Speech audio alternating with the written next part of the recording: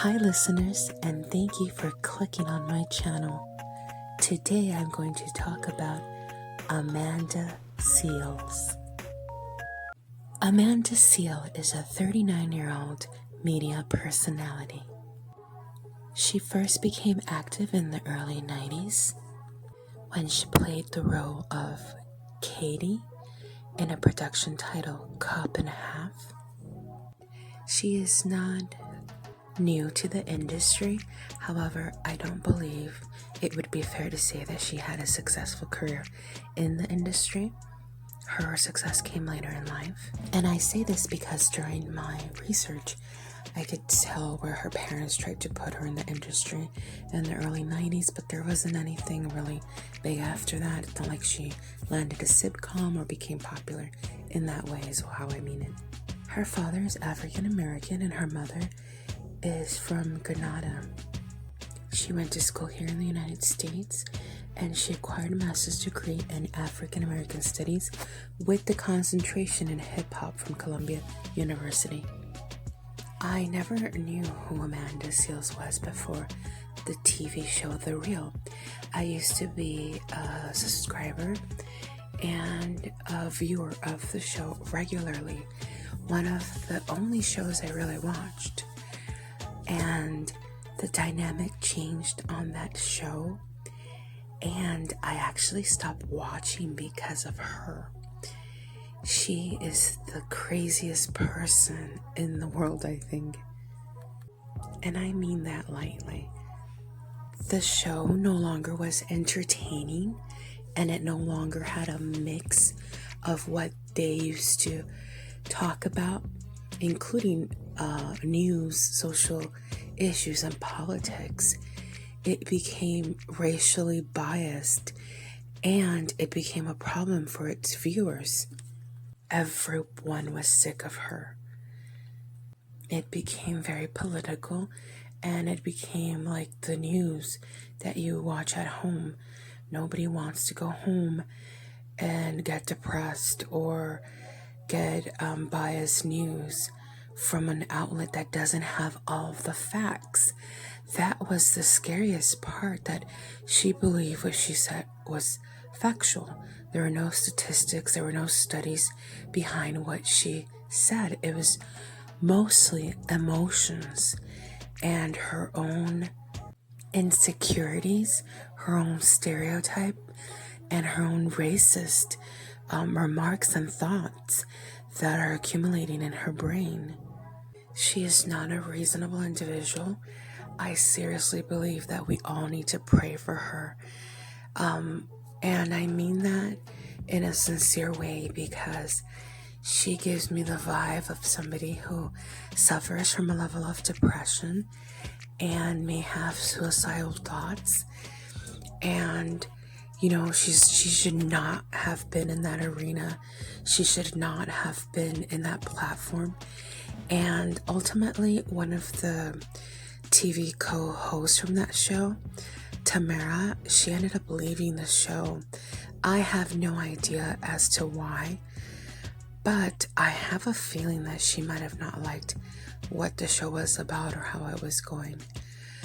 Amanda has said horrible things, and she's cried and been extra emotional for unreasonable things, and in her mind has created issues.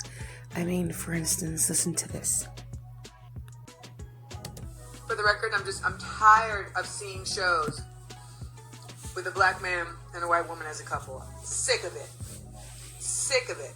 Because it really oftentimes is like set up as like, this is the ultimate. Like, I'm about to watch Raised by Wolves, and the two people, or humans or droids or whatever they are, that have landed, that are gonna like start this whole race of people, is a black man and a white woman. Now, white women, I'm not trying to shade y'all, but I just feel like the media be really trying to send us this message that the ideal partner for a black man is a white woman.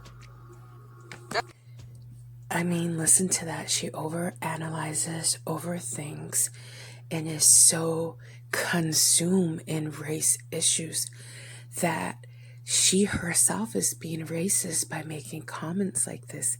She's talking about a TV show, And yes, we all know colorism and racism exist. And yes, we do know that sometimes the people that they pair up are political, depending on what channel you're watching. But we are adults. You know what I'm saying? And if you're an adult and your child is watching that show and you think it is not good for them because they're immature and their brain cannot process that, and like she said, they're receiving subliminal messages, then as an adult and as a parent, don't have your children watch that show. But you as an adult personally, you should be able to, in your mind, separate reality from fiction. Here's another thing that she said, which is anti-black men. Y'all really over here talking about Jesse's possible lie set us back, as if R. Kelly is still not walking around free.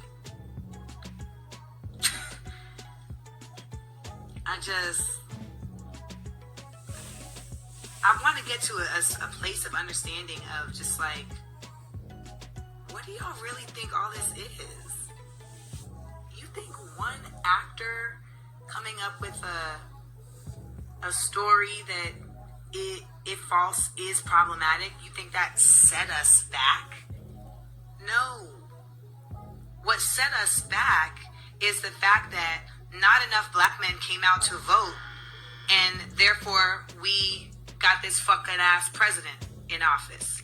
What sets us back is the coons who allow for policies to be upheld. Wow, how insulting for black men.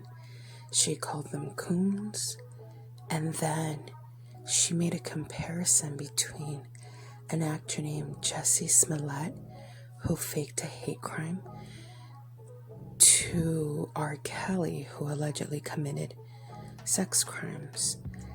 Now, that comment in itself made me realize how, in the moment, she's so emotional, she doesn't realize she's comparing two black men when it's mixed, when it's not. But yet, you know, it's like she's putting two against each other. Doesn't make sense.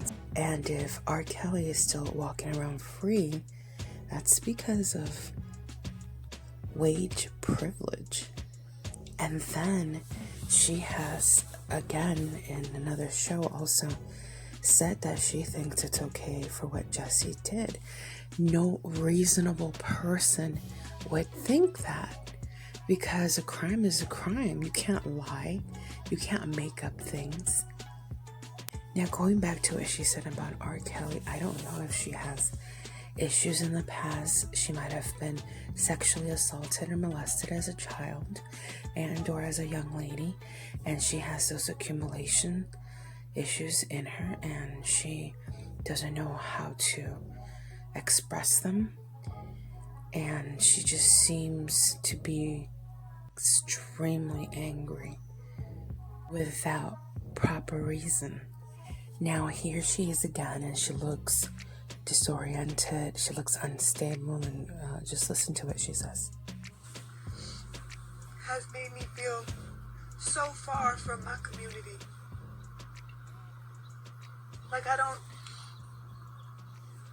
I felt like this whole time, my whole life, that I was a part of a black community.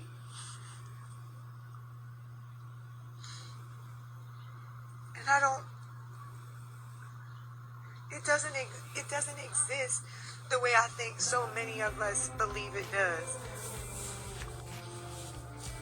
The way that I have seen folks sell each other out, sell us out, the duplicitousness, it is so disheartening.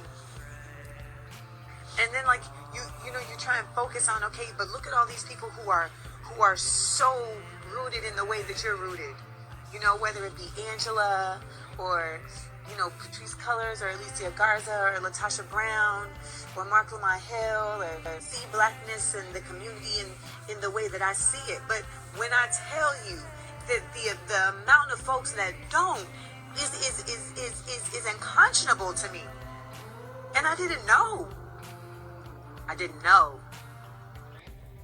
so unstable and irrational, and the things that she says. And I think a reasonable person wouldn't put things like this out in social media unless they've got issues, which is why I think she does. Here's another clip. The rage that you get filled with by how white men speak to black women. Just like you end up having to walk away so that you don't end up in a physical altercation.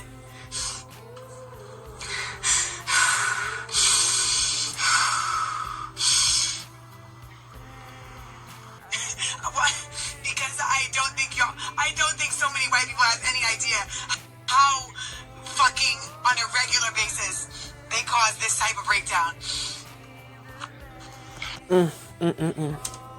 I'm telling you, y'all, let's pray for her, and I just hope she has somebody like a mama or a papa that can intervene, a sibling, I don't know, somebody in her life that could, speak to her and have her take some time off. And she's got issues, she's got emotional baggage that she's carrying, and it's not fair. There's a picture of her mama right here. I think that she needs to clean up herself, take care of you, and all that hatred and all that stuff that you're carrying and dragging along, it's affecting you emotionally and it's affecting you physically. Another thing I didn't like about her on The Real is that she felt so offended and super sensitive about things that are she really just went and made a big deal out of it and blew things out of proportion. For example, this. What's the experience been like for you so far? I think it's just really been interesting every morning coming and being able to talk about topics that are really like permeating the zeitgeist, but being able to talk about it here and be a part of influencing that conversation, right? When you do it on Instagram or whatever, you're in your own world, but here it has a much bigger effect, and I take a lot of responsibility for that. So it's great to be able to do that at the table. And you and she, but that's kind of stop. No, because you know what? We're not going to territory, right? No, that's not the territory we're coming from. Yeah. We're not butting heads. And I think it's very, very important, especially at a table of diverse women, to very clearly delineate the difference between having a difference in opinion and butting heads. You'll know when I'm butting heads. Yeah. Because when I butt heads, there's only going to be one head standing. I mean, here the interviewer, for lack of better words, said butt heads, because in a table where politics is being spoken of and social issues, there's not going to be just one opinion. So this is really what she meant, and who knows, maybe she lacked the words to say it, I don't know, but she, Amanda, should have known better and handled it a way different way. You are in the public eye, you are in quote Hollywood unquote, and there is a way of handling situations like this, and she is not professional, and she didn't handle it professionally, and those are the things that cannot be taught. It's when somebody has that it. I'm sure somebody that is more experienced, like one of her hosts, Lonnie or even Tamara, they would have known how to handle that, and it's just two different personalities that Amanda has, or actually various situations where she's shown more than two. Now, what bothers me and other people, and I say this with confidence because I've read people's comments, I've heard YouTubers and other people talk about this, that with her celebrity, quote unquote, and her platform and her reach, why hasn't she actually done something for the Black community?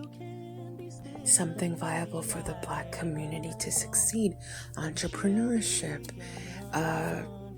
classes, courses about credit and how to handle your money, how to invest your money. Why aren't you doing that instead of complaining and yapping and crying and doing all these crazy things that make you look insane? Help, reach out, change your platform, do that. You are blessed to have that. The rest of us don't. I am a business owner. I own a few businesses and I help as much as I can with people who are minorities to help them create their own businesses and ideas with stock market and things like that. But I don't have your platform. We don't have your platform. You too.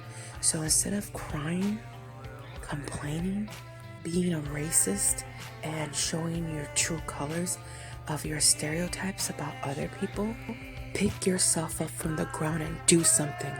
Stop making excuses. Stop cheating yourself.